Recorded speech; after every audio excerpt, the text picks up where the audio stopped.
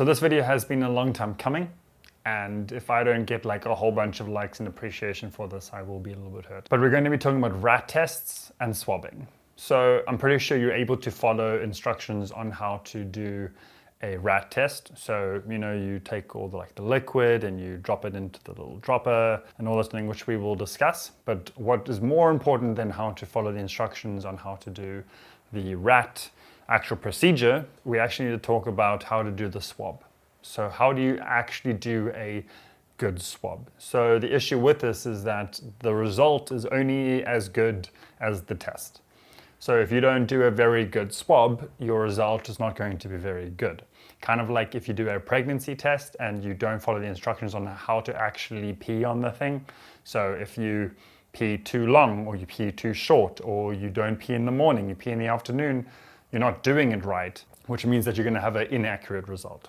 So every test has this variable of user error. So if you do an x-ray and you don't do the x-ray correctly, or if you take a blood gas and you don't do the blood gas correctly, you get an incorrect result. So this is how you actually swab.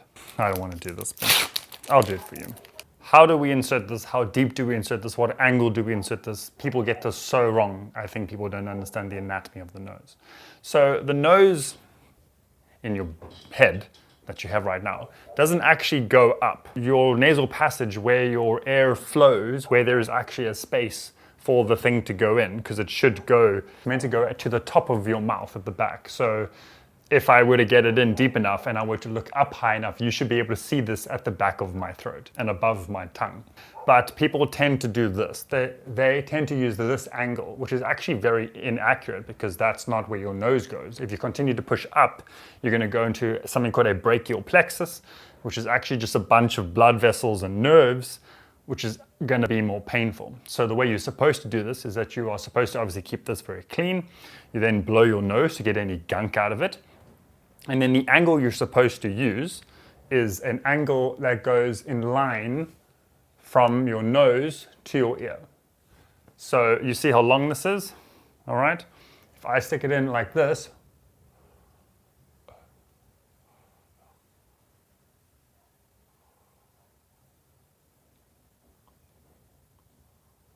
that's terrible. I've hit the back, you see the angle that it's in, it's flat, it's not up. If you go up, you're gonna hit a brachial plexus. Oh, it feels terrible. Then once it's in, you're meant to actually rotate it. I'm not gonna do it because it feels terrible. You're meant to rotate it 3 times, because now you're getting cells and tissue, and then you obviously pull out. And that is actually how you swab. So don't go up. And the reason why you meant to tilt your head back is because that can open up a little bit, but also then the person who is doing it doesn't have to come down to you. They can be standing and go straight down rather than going up into your nose. Oh, so the next time you swab yourself, because nowadays you're not going into a facility to get swabbed, even though they can get it very wrong, which I myself have been swabbed badly because they go up. It's not meant to go up. It's part of the reason why they said actually just swab your mouth in the back of your mouth, because you're more likely to get more of the pharynx, hypopharynx, or just the back of your pharynx, which is just your airway part, than your hyperpharynx, which is at the top of your pharynx. The top, I'll show you a picture of that. So that is really how you're supposed to do the swab. Now let's talk about the little rat test and the little rat device.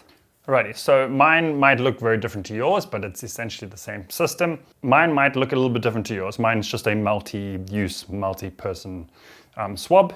So what you need to do, right, is then you break, or you then take, so you have your little thing of water, you have your swab, and you have your little device that you then put all the drops in, or the drop onto it. And then what you do is that you're going to take off your lid of this thing, you're going to drop that into there. You're going to break that off. I'll break it off for you, why not? Wait.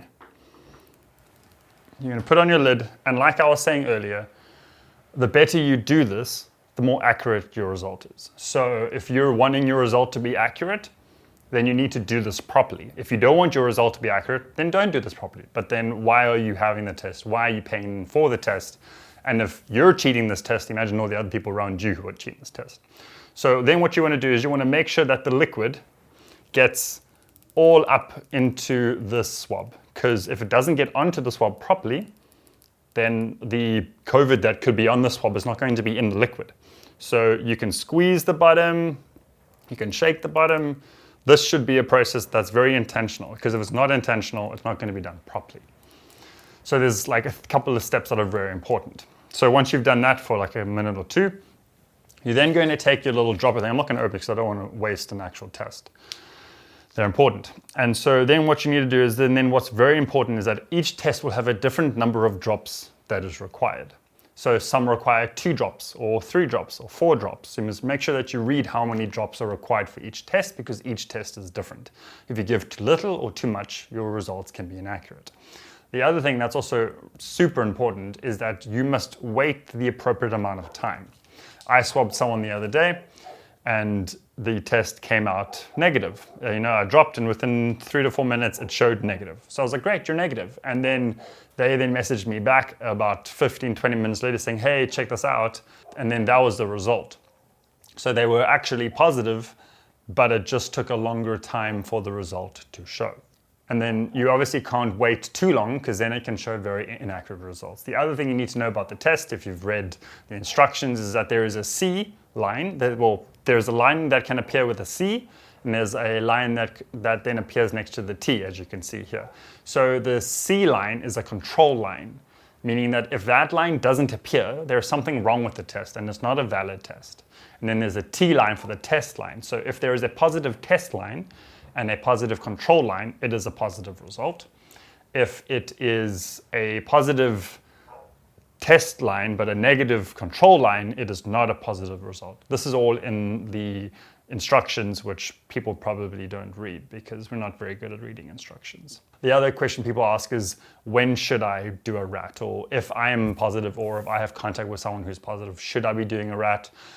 The CDC is changing their rules all the time. Everyone's changing their rules all the time. And so what I'm understanding right now is that from your first day of symptoms, only if you have symptoms, on your 3rd day, are you more likely to test positive if it is COVID. So if on Monday morning I wake up and I'm feeling terrible, swab yourself on Wednesday.